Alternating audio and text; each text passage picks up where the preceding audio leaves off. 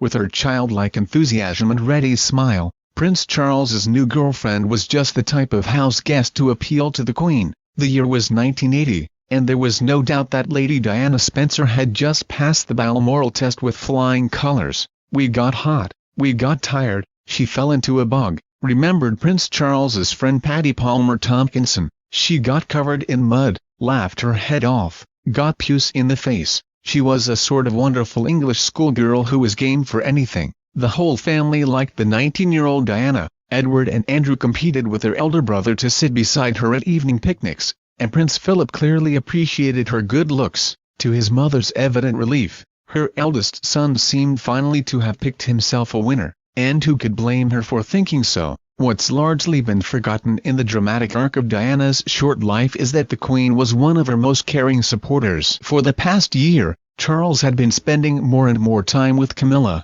the wife of Guards officer Andrew Parker Bowles, and the affair had even reached the ears of the Queen. "Ma'am," a senior courtier had informed her, "the Prince of Wales is having an affair with the wife of a brother officer, and the regiment don't like it." In April 1980, Charles had taken Camilla with him to Zimbabwe, where he was due to represent his mother at the country's independence ceremony. Ostensibly, Camilla was flying over to see her husband, but at a formal dinner in Harare, the couple flirted ostentatiously and Charles fumbled below the table with his mistress while her husband stoically looked the other way. The incident was so flagrant that reports of it reached the Queen. "There are times," said a courtier, "when the Queen and Prince Philip are just plain baffled by this eldest son they have produced." Little wonder, then, that Charles's parents were so relieved to welcome Diana to the fold. It helped too, that she'd known the royal family since childhood, when her father Earl Spencer rented a 10-bedroom farmhouse on the Sandringham estate. Ever vigilant, the Queen was determined to protect her potential daughter-in-law from the almost immediate and overwhelming press interest. "She looked out at Diana coping all on her own and she really felt for her," said one of the Queen's friends. That November, while Diana was visiting Sandringham, hordes of reporters and photographers surrounded the house. Characteristically, the Queen said nothing to Charles directly, but she did speak to Philip, who wrote their eldest son a carefully considered letter. "Media pressure was creating an intolerable situation," said Philip, "which meant that Charles must come to a rapid decision. Either he must offer Diana his hand, or he must break off the relationship to avoid compromising her reputation. Read it." Charles would furiously exclaim to friends in later years, whipping the letter out of his breast pocket. It was his attempt to say that he was forced into the marriage, recalled one who saw the note. However, another who read it confided, "It was actually very constructive in trying to be helpful. It certainly did not read as an ultimatum." On the wedding day itself, in July 1981, Her Majesty was as giddy as everyone else with the high emotion of the day. That evening, she watched the wedding all over again on large-screen television setup in Claridge's. Dry martini in hand, she studied her own image intently, pointing delightedly whenever the cameras caught one of her famous glum faces. It was noted how she beamed with pleasure whenever images of her new daughter-in-law appeared. She did not leave till 1:30 in the morning, hitching up her skirt and performing a little jig as she said her goodbyes. "I'd love to stay and dance all night," she said. 3 weeks later, she welcomed Charles and Diana back from their ocean-going honeymoon with similar gusto. As they approached Balmoral in an old pony trap, the Queen ran alongside, hopping and skipping to keep up, while her husband pedaled on an ancient bicycle before shooting off ahead to greet them at the door. But it was soon apparent that something was amiss. At midday, the Queen would appear in the hall in her headscarf to take the women guests to lunch with the men on the grouse moors. It went without saying that no one should be a minute late, so there we'd all be waiting in the hall, recalled a guest, making polite conversation, and no Diana. So after a time, the Queen would send off a footman, and he'd come back looking embarrassed.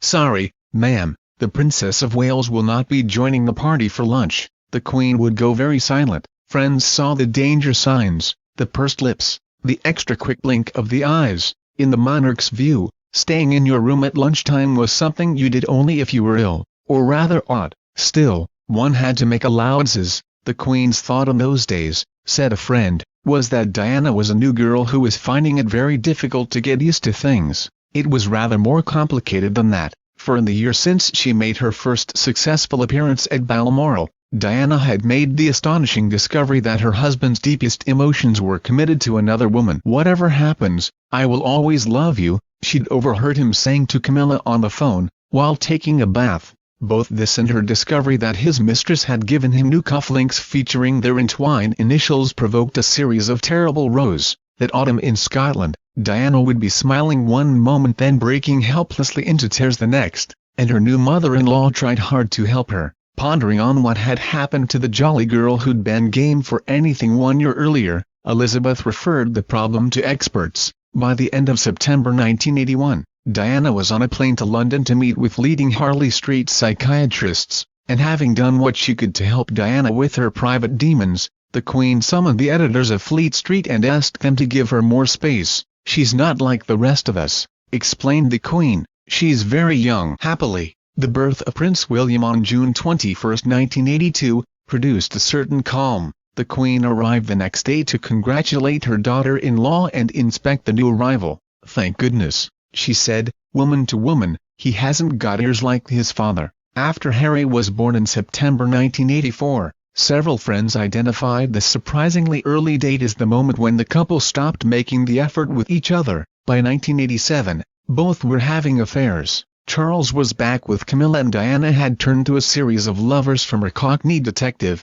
Barry Manicky, to a guards officer turned riding instructor, Major James Hewitt, and a car salesman, James Gilby, who liked to call her Squidgy. When the princess delivered her side of the troubled marriage into the public domain, by using a go-between to provide tape-recorded answers to questions posed by Andrew Morton, a young tabloid journalist, the Queen was surprisingly sympathetic, without any real knowledge of how Morton had got his story, and with no doubt that she and the family were victims of the most monstrous betrayal. The Queen and Philip held back from accusing Diana. "If anything, they tried not to side with Charles against Diana," said a friend. "They were very conscious that, in a sense, she did not have a family, and that they had to try to supply her with that." Deeply troubled, the Queen fell back on the therapy that her husband called her dog mechanism. She'd take her corgis out for extra long walks, bring them home, wash them, and then take them out again. Even before Morton's book was published,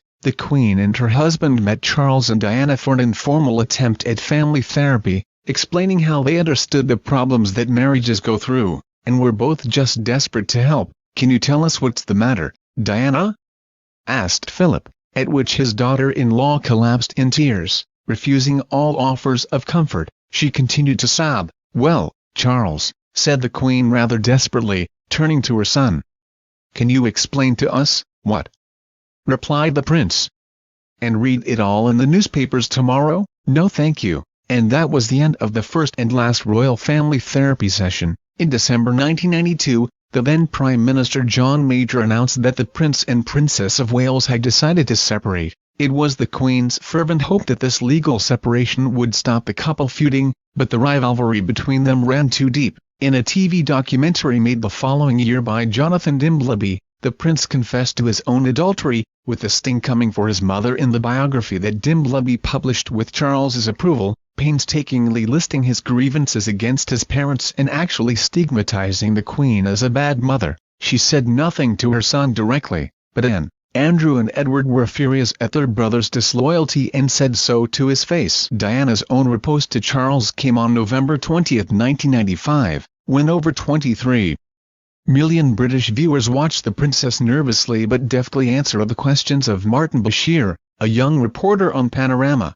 "There were three of us in this marriage," was her edgy skewering of the Camilla situation. The Queen was not impressed. She'd taken Diana's side from the earliest days, and particularly in the division of roles after the separation, when she'd resisted Charles's efforts to cut down his wife's access to royal perks such as the Queen's flight and the royal train. But now Diana had strayed into dangerous constitutional territory. She'd not only questioned Charles's fitness to be king, but also mounted a kind of challenge to the Queen herself by saying, "I'd like to be a queen of people's hearts." The Queen of the United Kingdom acted at last. The previous December had seen the second anniversary of the couple's legal separation, the point at which British law permitted a simple no-fault divorce by mutual consent. On December 20, 1995, a uniformed courier from Windsor Castle delivered a personal letter from the Queen to her daughter-in-law. "Dearest Diana," it began, According to Paul Burrell, Diana's butler and rock in her days of separation,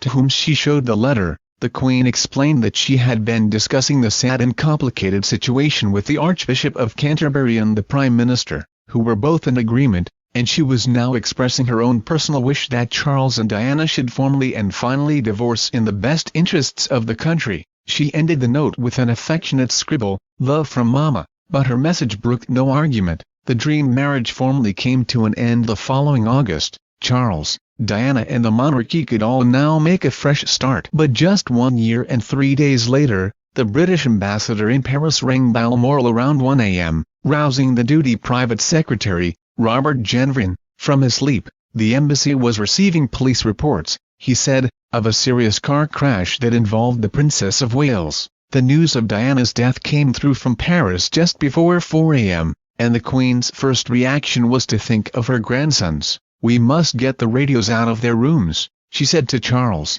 Mother and son discussed whether to wake William and Harry. Their grandmother felt strongly that they should have a decent night's rest before they had to face what would be the most difficult day of their lives. Looking after the boys became her top priority in the difficult days that lay ahead. "We must get them out and away from the television," she said as she clicked across the mournful images of the dead princess being played non-stop on every television channel. "Let's get them both up in the hills." She assigned Peter Phillips, Princess Anne's bluff, rugby-playing son, the task of taking William and Harry out on the moors on stalking and fishing expeditions, with lots of mucking around on the brothers' noisy scrambler motorbikes. At 15, William seemed to take it bravely, on the outside at least. Not quite 13, Harry had been more obviously upset. Was everyone quite sure that Mummy was dead? He was heard to inquire, could it just be checked to make sure there had not been some mistake? The Queen had no doubt that the calming and secluded Highlands were the best place in the world to help the boys with the therapy that always lifted her in times of trouble, lots of fresh air and exercise. But down in London there was mutiny in the air. "Where is the Queen when the country needs her?" demanded an open letter on the front page of The Sun. Compounding the Queen's absence was the lack of any flag flying at half-mast above Buckingham Palace as a sign of royal mourning. Tradition was one of the keystones of the royal mystery. If Prince Charles had died in a car crash the previous Sunday, the Queen would not now be flying the Union Jack at half-mast over Buckingham Palace. She had not done it for her beloved father. She would not expect it for herself or for her mother. So why should tradition be overturned for a young woman who, just like her uncle David, Edward VIII, in the abdication crisis, had put her own wayward concerns before those of the family? Her private secretary Sir Robert Fellows tried making the argument, but got the answer he expected. Both the Queen and her husband had a deep mistrust of making concessions to the popular concerns of the moment, particularly when voiced by the tabloid media. Unhappiness over the flag was something that the sacred and enduring monarchy should rise above in a world of trendy gestures. The flagpole must stay bare. "There were times in that week," said a Number 10 insider, "when you could not believe what was coming down the line from Balmoral. You wondered if they were living in the same century." By the Wednesday following Diana's death, there were people in Buckingham Palace who were feeling the same. "When the Queen was at Buckingham Palace or Windsor," said a former advisor, trying to explain the Queen's obstinacy over the flag, she was psychologically much more prepared to get involved with something unexpected, but her time relaxing in Scotland was so precious to her. She was not thrilled when prime ministers or privy councils or something interrupted her Balmoral. The Queen had been encouraging this sense of detachment for the sake of her grandsons, but what worked for William and Harry was disastrous when it came to her own willingness to take on board the messages coming from London. Most of them conveyed via the courtly Robin Jenvrin, a former naval officer and diplomat. "Robin had a tough job up there," remembers one of the team of courtiers based in London at the time. "We were all coming off the street as it were, with our feeling of what was happening out on the ground. Then he had to walk down the corridor, a delegation of one, and convince the family, the Queen, Prince Philip, Prince Charles, all gathered in the sitting room, that there was a crisis and they couldn't just look at it in the traditional family way." When Jenvrin was rebuffed, Robert Fellows would pick up the phone in the palace and go into action. "I love Robert, he's incredibly brave," says one of his former colleagues. "If he believes in something, he'll go right over the top fighting for it, whatever the cost." The cost proved painful for Fellows himself and for several other senior courtiers in a series of deeply wounding confrontations with the Queen and with Prince Philip. By the end of the third day after Diana's death, the Queen's advisors were unanimous: there must be some compromise over the flag, as well as some drastic change in the timetable decision that had been taken by Elizabeth and her husband at the start of the week, that they would not show their faces in London until the morning of the funeral, coming down overnight on the royal train, then heading straight back to Scotland afterwards. Such a fleeting visit to the capital would only increase the accusations of indifference and heartlessness that were now being hurled openly at the royal family. The first reaction of the Queen and her husband to these suggestions was that they would not budge. They both got angry with their advisers, and in an ugly fashion. When the memory of those desperate hours and what was said at Balmoral comes up today, all those involved go silent and refuse to describe what transpired. They had seen a side of Elizabeth too that they would evidently prefer to forget. A lot of people, recalls one of them, were heavily scarred by it, but next morning, Thursday, September 4th, the fourth day after Diana's death, Her Majesty showed another side. The Queen, as one of her private secretaries says, has ruthless common sense and the ability to move on, and that day up in Balmoral she bent to a principle that was even more timeless than her respect for tradition, her need to stay in business. Was it the morning headlines, or a change of heart in the night? Either way, Elizabeth accepted that her stiff upper lip would now have to soften, and the details of what was to be done were set in place at once. The Balmoral pastor was told to arrange a service that very evening at which the name of Diana would be mentioned. Afterwards, the royal family would get out of their cars to inspect the flowers that had been laid at the castle gates, and the next day the entire family, the boys included, would fly down early to London so they could talk to people outside the London palaces.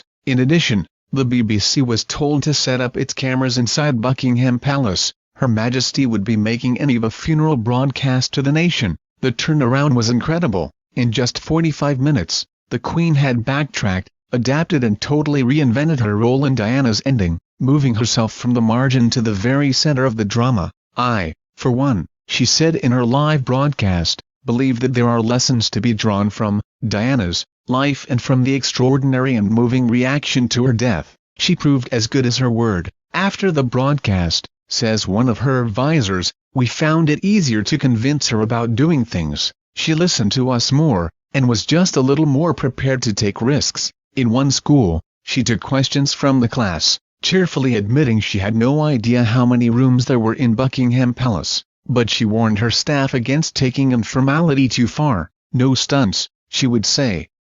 I am not a politician, and she was positively annoyed when the press interpreted her new informality as the Diana effect. Don't they realize I've done it before?